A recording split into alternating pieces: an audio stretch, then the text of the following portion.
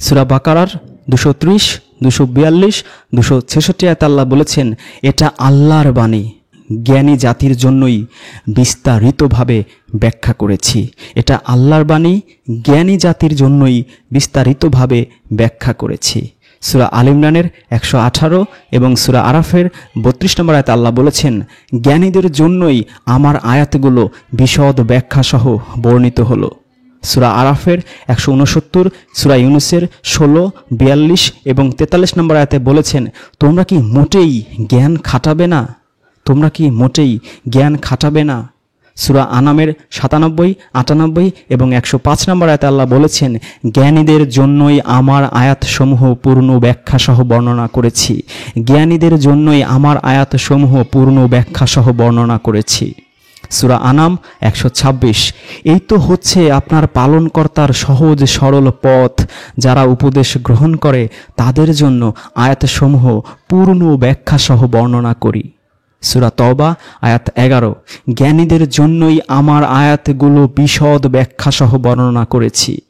জ্ঞানীদের জন্যই আমার আয়াতগুলো বিশদ ব্যাখ্যা সহ বর্ণনা করেছি। সূরা কাফ আয়াত 37, যে ব্যক্তি মনোযোগের সাথে শোনে আর যার সজীব অন্তর রয়েছে তার জন্য এতে অবশ্যই উপদেশ রয়েছে। সবশেষ সূরা জুমার আয়াত 18, যারা মনোযোগ সহকারে কথা শোনে এবং তার মধ্যে যা উত্তম তা অনুসরণ করে তাদেরকেই আল্লাহ হিদায়াত দান করেন, আর তারাই বুদ্ধিমান, জ্ঞান বুদ্ধি সম্পন্ন। যারা মনোযোগ দিয়ে কথা শোনে আর এর উত্তমগুলো মেনে চলে, ওরাই হলো তারা আল্লাহ যাদেরকে সৎ পথে পরিচালিত করেন, আর ওরাই হলো জ্ঞান বুদ্ধি সম্পন্ন। আলহামদুলিল্লাহি রাব্বিল আলামিন। আজকে একজন প্রশ্ন করেছেন, কোরআনে আছে চুরি করলে হাত কেটে দাও, হাদিস ছাড়া আপনি কিভাবে হাত কাটবেন, কতটুকু কাটবেন, গোড়া সহ কাটবেন নাকি কবজি থেকে কাটবেন না কনুই থেকে কাটবেন, এটা কিভাবে প্রমাণ করবেন? মানে যারা লাহুয়াল হাদিসের অনুসারী তারা আহসানাল হাদিসকে অস্বীকার করার জন্য, আহসানাল হাদিস যে পরিপূর্ণ জীবন বিধান নয় সেটাকে এস্টাবলিশড করার জন্য যতগুলো মারণাস্ত্র ব্যবহার করে, তার মধ্যে চুরি করলে হাত কেটে দাও এই আয়াতটা খুব বিখ্যাত একটা আয়াত। এই প্রশ্নটা যদি কোনো অল্প শিক্ষিত বা অশিক্ষিত মানুষ করতো তাহলে মনে এতটুকু দুঃখ থাকতো না। কিন্তু আমি দেখেছি যে এই ধরনের প্রশ্ন স্কুল কলেজ বিশ্ববিদ্যালয় পাশ করা, IA BA MA মানে মাস্টার্স পাশ করা, PhD ডিগ্রিধারী অনেক মানুষ পর্যন্ত করেন। কি দুর্ভাগ্যজনক শিক্ষা ব্যবস্থা আমাদের, যে একটা মানুষ অনার্স মাস্টার্স পাশ করার পরও এই ধরনের প্রশ্ন করতে পারেন। আমরা স্বীকার করি বা না করি, বাংলা ভাষা এই পৃথিবীতে খুবই কম এনরিচড একটা ভাষা। আপনি যদি খুবই উচ্চশিক্ষিত একজন মানুষকে সকাল থেকে সন্ধ্যা পর্যন্ত বসিয়ে দেন আর তাকে 50টা বাংলা শব্দ লিখতে বলেন, সে কিন্তু লিখতে পারবে না সকাল থেকে সন্ধ্যা পর্যন্ত সময় দেয়া হলেও, কারণ খুবই কম বাংলা শব্দ আছে বাংলা ভাষায়। ঢেকি কুলা ডিঙ্গি, ঝাল ঝোল ডাগর, চিংড়ি ঝিঙা টোপর, খোকাখুকি বাখারি, ডাবার ডাঙ্গর, এরকম 10-15টা শব্দ ছাড়া খুব বেশি শব্দ আমি অনেক অনার্স মাস্টার্স পাশ করা ব্যক্তিকেও করে দেখেছি, তারা বলতে পারেনি। কারণ বাংলা ভাষা যেহেতু খুবই কম এনরিচড একটা ভাষা, এই ভাষার 90 থেকে 95% ভাষাই শব্দই ইংরেজি থেকে, আরবি থেকে, ফার্সি থেকে, হিন্দি থেকে, উর্দু থেকে, পর্তুগিজ থেকে, জাপান থেকে, চায়না থেকে এসেছে। এই বিষয়গুলো যারা মেইন স্ট্রিম পড়াশোনা করেন তারা খুব ভালো করেই জানেন, হয়তো স্বীকার করেন না। কিন্তু চুরি করলে হাত কেটে দাও এই ধরনের প্রশ্ন যদি মাদ্রাসা পড়ুয়া কেউ করে তাহলে কিন্তু অবাক হওয়ার কিছু নেই। কারণ মাদ্রাসাতে বাংলা ব্যাকরণ, একটা শব্দের ধাতু, মূল শব্দ, এর সাথে কি প্রত্যয় যুক্ত করলে কিভাবে নতুন নতুন শব্দ সৃষ্টি হয়, সেই কারক বিভক্তি সমাস, সেই উপসর্গ, বাগধারা, এরা খুব একটা জানে না, যেহেতু এদের ম্যাক্সিমাম পড়াশোনাই হয় লাহুয়াল হাদিস নির্ভর। 30, 40, 50, 60 লক্ষ হাদিস মুখস্থ করতে করতে এদের জীবন যায় যায় অবস্থা হয়ে যায়, এবং এরা ম্যাক্সিমাম পড়াশোনাই করে উর্দুতে অথবা ফার্সিতে। কিন্তু বাংলা মেইন স্ট্রিম পড়ুয়া মানুষেরা চুরি করলে কতটুকু হাত কাটবে এই ধরনের প্রশ্ন কিভাবে করতে পারেন? দুঃখও লাগে, কষ্টও লাগে। এত কম এনরিচড একটা ভাষা, তারপরও এই ভাষাতে আপনি দেখবেন হাত, মুখ, মাথা দিয়ে, মন দিয়ে শত শত নতুন নতুন শব্দ সৃষ্টি করা হয়েছে। এবং এই ভাষাটাকে এনরিচ করার জন্য কবি, সাহিত্যিকগণ, ভাষাবিদগণ আজীবন চেষ্টা সাধনা করে গিয়েছেন। চুরি করলে হাত কেটে দাও, এই জিনিসটা বুঝতে গেলে আমরা 2-3টা শব্দের বাগধারার দিকে নজর দিলেই খুব সহজে বুঝতে পারবো।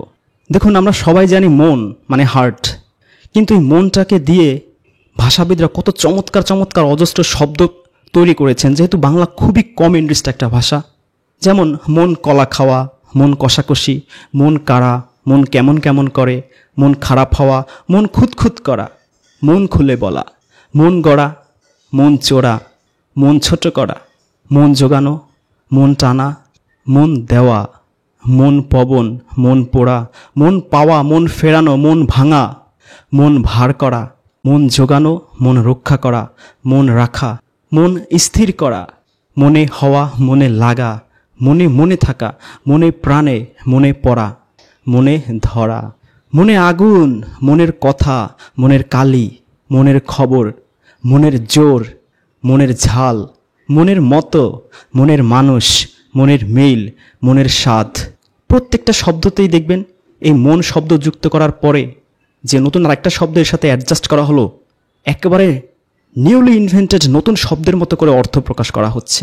আপনি মাথা দিয়ে দেখুন, মাথা বলতে আমরা সবাই জানি মাথা মানে হচ্ছে মস্তক, কিন্তু সেই মাথা দিয়েও এই ভাষাবিদরা কত অজস্র শব্দ সৃষ্টি করেছেন তাদের সীমাবদ্ধতা সত্ত্বেও। যেহেতু বাংলা খুবই কম ইন্টারেস্ট একটা ভাষা, মাথাওয়ালা, মাথা উঁচু করা, মাথা কাটা, বলি না লজ্জায় আমার মাথা কাটা গেল, মাথা খাওয়া, যে তুমি আমার মাথা খেও না, মাথা খারাপ করা মানে কি অতিরিক্ত বিরক্ত করা, মাথা গরম, বদমেজাজি, মাথা গলানো, মাথা গোজা, বলি না যে তার মাথা গোজার কোনো জায়গা নেই, মাথা ঘোরা, মাথা চারা দেওয়া, মাথা চুলকানো, মাথা ঠান্ডা রাখা, মাথা ঠেকানো, মাথা ঠোকা, মাথা ঠোকাঠুকি হওয়া, মাথা তোলা, মাথা দেওয়া, মাথা নত করা, মাথা পিছু, মাথা ব্যথা, মাথা মুন্ডু, মাথা মোটা মানে স্থূল বুদ্ধি সম্পন্ন, মাথা হেট করা, মাথায় আকাশ ভেঙে পড়া, মাথায় আসা, মাথায় ওঠা, ছেলেটাকে মাথায় উঠিও না,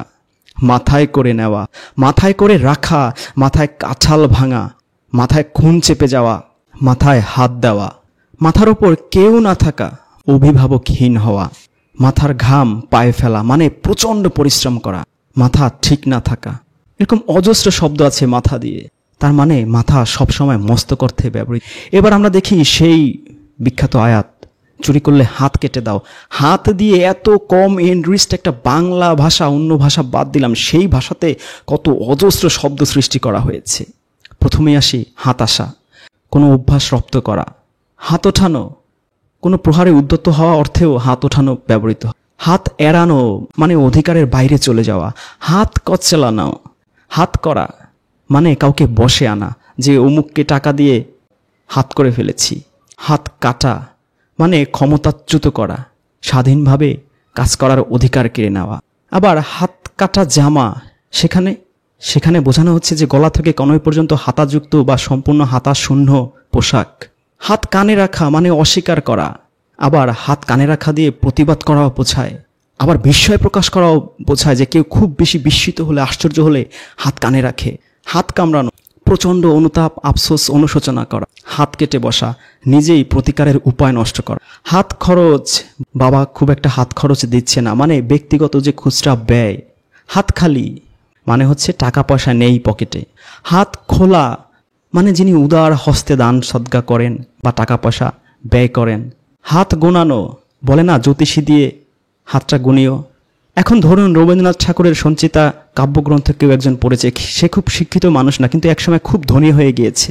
তো তিনি তার ফার্মে একজন শিক্ষিত ম্যানেজার রাখতে চাচ্ছেন, তো তাকে ভাইবা নিচ্ছেন কিভাবে। তিনি খুব ছোটোবেলায় পড়েছেন যে রবীন্দ্রনাথের একটা সঞ্চিতা গল্প আছে, সেখানে আছে যে সঞ্চিতা এক জ্যোতিষীর কাছে গিয়ে হাত দেখিয়েছে। তো এই হাত দেখানো মানে কি, মানে হস্তরেখা দেখানো। এখন তিনি প্রশ্ন করছেন সে শিক্ষিত মানুষটাকে, আচ্ছা বলুন তো, সঞ্চিতা যে জ্যোতিষীকে তার হাত দেখিয়েছে, এখানে হাত কতটুকু দেখিয়েছে? আমি তো আর বিস্তারিত পড়িনি, আপনারা তো রবীন্দ্রনাথের উপর পিএইচডি করেছেন, তার বিশাল বিশাল কাব্যগ্রন্থ, উপন্যাস, গল্প সব কিছু পড়েছেন। আমি তো আর অত পড়িনি, আমি শুধু গল্পটা পড়েছি সঞ্চিতার।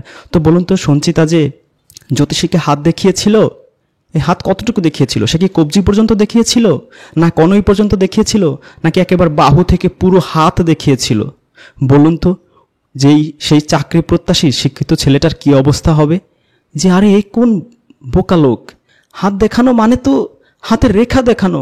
উনি হাত কবজি থেকে দেখিয়েছে না কনুই থেকে দেখিয়েছে সঞ্চিতা, না একেবারে ঘাড় থেকে কাঁধ থেকে হাত দেখিয়েছে, সেই প্রশ্ন করছে আমাকে। আমাদেরও ঠিক একই অবস্থা। সেই অর্ধশিক্ষিত অশিক্ষিত, সেই গরিব থেকে ধনী হওয়া মানুষটা সেই উচ্চশিক্ষিত ছেলেটাকে সঞ্চিতা জ্যোতিষীকে হাত কতটুকু দেখিয়েছে সেই প্রশ্ন করে যেমন তার মাথা বিগড়ে দিয়েছে, আমাদেরও এইভাবে মাথা বিগড়ানোর অপচেষ্টা তারা করছে যে হাত কতটুকু কাটবে। হাত নিয়ে আরও কয়েকটা শব্দ দেখে নেই। হাত চালানো মানে দ্রুত কাজ শেষ করা, হাত চুলকানো মানে কোনো কিছু করার জন্য হাত নিষ্পিস করা, হাত ছাড়া মানে অধিকার চ্যুত হওয়া, বেদখল হয়ে যাওয়া, বেহাত হয়ে যাওয়া, হাত ছানি মানে হাত নেড়ে ইঙ্গিত বা ইশারা, হাত ছোট আম বড় মানে ক্ষমতার তুলনায় কাজ বড়, হাত ঝাড়লে পর্বত মানে ধনাধিক্য, ধনীর যে অল্প দান গ্রহীতার কাছে প্রচুর মনে হয়, হাত টান মানে অর্থাভাব, আবার হাত টান মানে কৃপণতা, চুরি ছেঁচড়ামির অভ্যাস, হাত তোলা প্রহারের জন্য ব্যবহৃত হয়। হাত দিয়ে জল গলে না মানে কৃপণ স্বভাব, হাত দিয়ে হাতি ঠেলা, সামান্য উপায়ে বিরাট কাজ সম্পন্ন করা, হাত দেওয়া স্পর্শ করা, হাত দেখা মানে হস্তরেখা কাউকে দেখানো, সেটা জ্যোতিষীও হতে পারে, অন্য কেউ হতে পারে।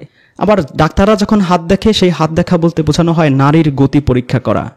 আবার হাত ধরা বলতে অনুরোধে বোঝানো হয় যে ওই লোকটার কাছে সেই বৃদ্ধ মহিলা, অসহায় বৃদ্ধ মহিলাটা তার হাত ধরে বলেছে, মানে প্রচণ্ড অনুরোধ করেছে। আবার হাত ধরা মানে বিপদে সাহায্য করা, হাত ধুয়ে বসা মানে প্রাপ্তির আশা ছেড়ে দেওয়া, আবার হাত ধুয়ে বসা মানে সাধু সাজাও হয়, আবার হাত ধুয়ে বসা মানে নিমন্ত্রণ বাড়িতে আহারের জন্য অত্যধিক ব্যস্ত হওয়া, হাত নিষ্পিস করা মানে কিছু করার জন্য ব্যগ্র হওয়া, আবার হাত নিষ্পিস করা বলতে মারার আগ্রহ বোঝানো হয়। হাত পড়া মানে ছোঁয়া লাগা, হাত পড়া আবার কাজে হাত দেওয়াও বোঝায়। হাত পাকা মানে সে খুব দক্ষ লোক, হাত পাকানো অভ্যাস দ্বারা দক্ষতা অর্জন করা, হাত পা ছেড়ে দেওয়া মানে সমস্ত আশা প্রচেষ্টা থেকে নিবৃত্ত হওয়া, হাত পা ঠান্ডা হয়ে আসা মানে প্রচণ্ড ভীত হওয়া, হাত পাতা মানে ঘুষ নেওয়া, আবার হাত পাতা বলতে ভিক্ষা করাও বোঝানো হয়। আবার হাত পা বাঁধা মানে অসহায় নিরুপায়, যে আমার এখন হাত পা বাঁধা পড়ে গেছে মানে আমি খুব অসহায় বা নিরুপায় হয়ে গিয়েছি। হাত বদল করা, একজনের কাছ থেকে অন্যের কাছে যাওয়া বা অধিকার হস্তচ্যুত হওয়া। হাত বাড়ানো মানে লোভে পড়া বা পাওয়ার চেষ্টা করা। বলে না যে তুমি ছোট লোক হয়ে এই ধনীর মেয়ের দিকে হাত বাড়িয়েছো, তোমার এত বড় সাহস, সেটাকে বলে হাত বাড়ানো, যে তুমি আমার মেয়ের দিকে হাত বাড়াবে না। আবার হাত বুলানো মানে আদর করা। হাত ভারী কৃপণ, হাত লম্বা মানে তার কোনো কিছুই নাগালের বাইরে নয়। বলে না যে অমুক পুলিশের হাত অনেক লম্বা, অমুক নেতার হাত অনেক লম্বা। এখন যদি ওই হুজুরকে প্রশ্ন করে যে হাত অনেক লম্বা মানে কত লম্বা, ঢাকা থেকে কি চিটাগং পর্যন্ত লম্বা? আরও অজস্র শব্দ আছে, হাতাহাতি, হাতাহাতি করে কাজ, হাতুড়ে, হাতুড়ে ডাক্তার, হাতে আকাশ, হাতে কলমে, হাত আসা, হাতে কালি, হাতে খড়ি, হাতে ঘড়ি, হাতে গড়া, হাতে গোনা, হাতে জল না গলা, হাতে দড়ি, হাতে থাকা, হাতে ধরা, হাতে নয় ভাতে মারা, হাতে নাতে ধরা, হাতে নেওয়া, হাতে পড়া, হাতে পাজি মঙ্গলবার, হাতে পাওয়া, হাতে পায়ে ধরা, হাতে বেরি পড়া, হাতে মাথা কাটা, হাতে রাখা, হাতে স্বর্গ পাওয়া, হাতে হাড়ি, হাতে হাতে হাতে হারিকেন, হাতের পুতুল, হাতের লক্ষ্মী, পায়ে ঠেলা, অজস্র শব্দ।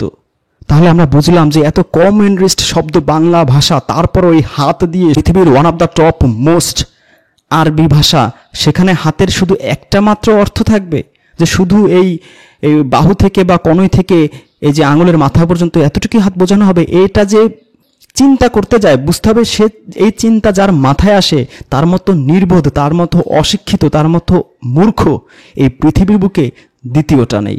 এবার আসি চুরি করলে হাত কাটার দ্বিতীয় অংশটা, সেটা হচ্ছে কাটা। কাটা বলতে তারা কি বোঝাতে চাচ্ছে?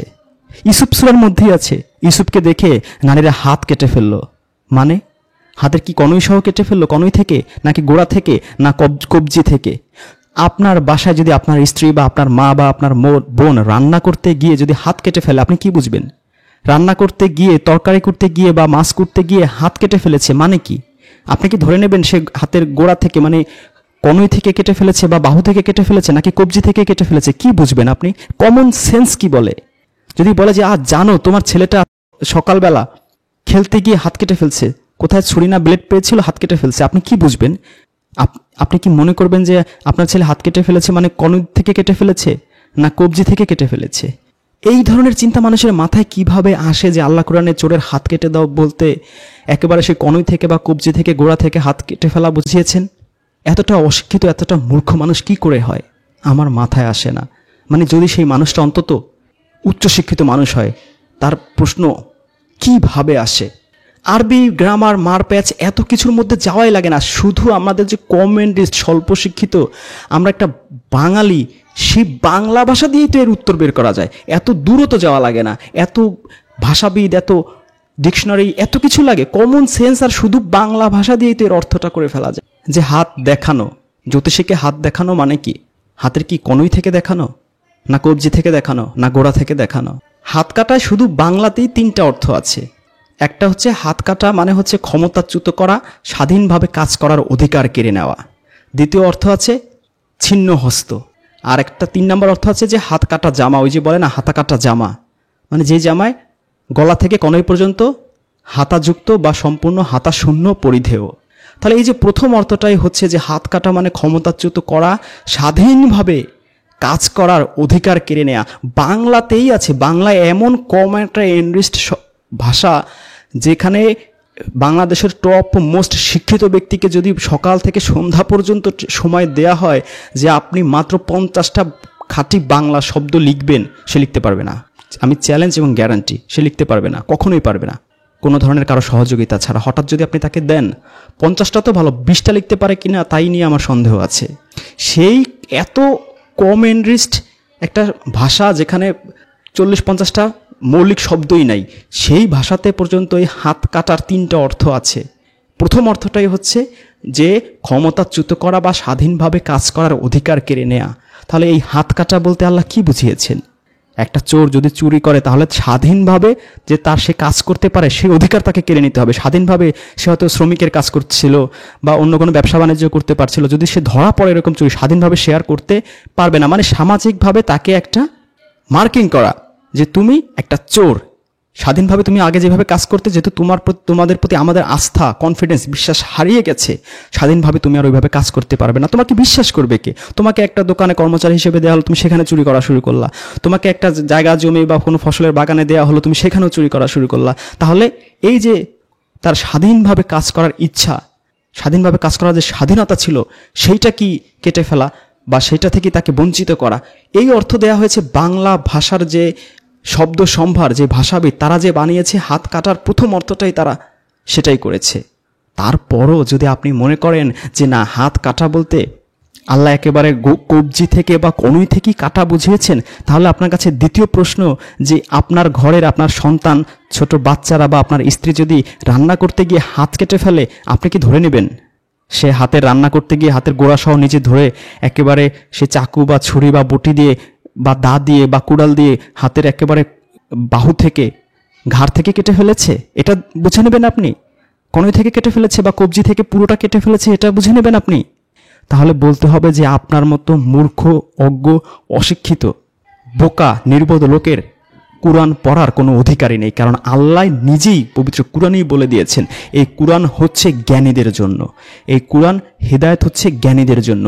এই কুরআন জ্ঞানীদের কি বারবার আল্লাহ ইনভাইট করেছেন যে হে জ্ঞানী সম্প্রদায়, হে উলিল আলবাব, তোমরা কি আসবে না? সূরা মুহাম্মদেও আল্লাহ বলেছেন যে তারা কি কুরআন নিয়ে চিন্তা ভাবনা করে না? আল্লাহ এই যে জ্ঞানীদের ইনভাইট করেছেন, সেই জ্ঞানীদের মধ্যে এখনো আপনি আসতেই পারেন। আপনাকে ইনভাইটেশনের বাইরে আপনি, আল্লাহ আপনাকে ইনভাইট করেননি, দাওয়াতই দেননি। এই কুরআন বোঝার জন্য আপনি ইনভাইটেড নন। আল্লাহ আপনাকে ইনভাইট করার যোগ্যই মনে করেননি, কারণ আপনাকে যে আল্লাহ মেধা দিয়েছেন সেই মেধা আপনি প্রয়োগ করেন না। সেই জ্ঞান বুদ্ধি আপনি যত সব অপকর্ম, খারাপ কাজ বা বাজে কাজের মধ্যে আপনি প্রয়োগ করেন। যে রিজন, যে যুক্তি, যে স্বাভাবিক চিন্তা ভাবনা করে একটা মানুষকে এনরিচড করা, সেই স্বাভাবিক চিন্তা যুক্তিবোধ আপনার মধ্যে অনুপস্থিত। আগে একটু পড়াশোনা করুন, কারণ কুরআন হচ্ছে জ্ঞানীদের জন্য, পড়াশোনা করা মানুষের জন্য, বুদ্ধিমান মানুষের জন্য। এই পড়াশোনা বলতে আবার সরে আসার রস্যই দীর্ঘ না। এই পড়াশোনা ABCD না লিখেও করা যায়, শুধু আল্লাহ প্রদত্ত জ্ঞান, বুদ্ধি, আকল এটাকে একটু খাটান। আর কুরআন জ্ঞানীদের জন্যই আল্লাহ প্রেরণ করেছেন। সূরা বাকারার 230, 242, 266 আয়াতে আল্লাহ বলেছেন, এটা আল্লাহর বাণী, জ্ঞানী জাতির জন্যই বিস্তারিতভাবে ব্যাখ্যা করেছি। এটা আল্লাহর বাণী, জ্ঞানী জাতির জন্যই বিস্তারিতভাবে ব্যাখ্যা করেছি। সূরা আল ইমরানের 118 এবং সূরা আরাফের 32 নম্বর আয়াতে আল্লাহ বলেছেন, জ্ঞানীদের জন্যই আমার আয়াতগুলো বিশদ ব্যাখ্যাসহ বর্ণিত হলো। সূরা আরাফের 169, সূরা ইউনূসের 16, 42 এবং 43 নম্বর আয়াতে বলেছেন, তোমরা কি মোটেই জ্ঞান খাটাবে না? তোমরা কি মোটেই জ্ঞান খাটাবে না?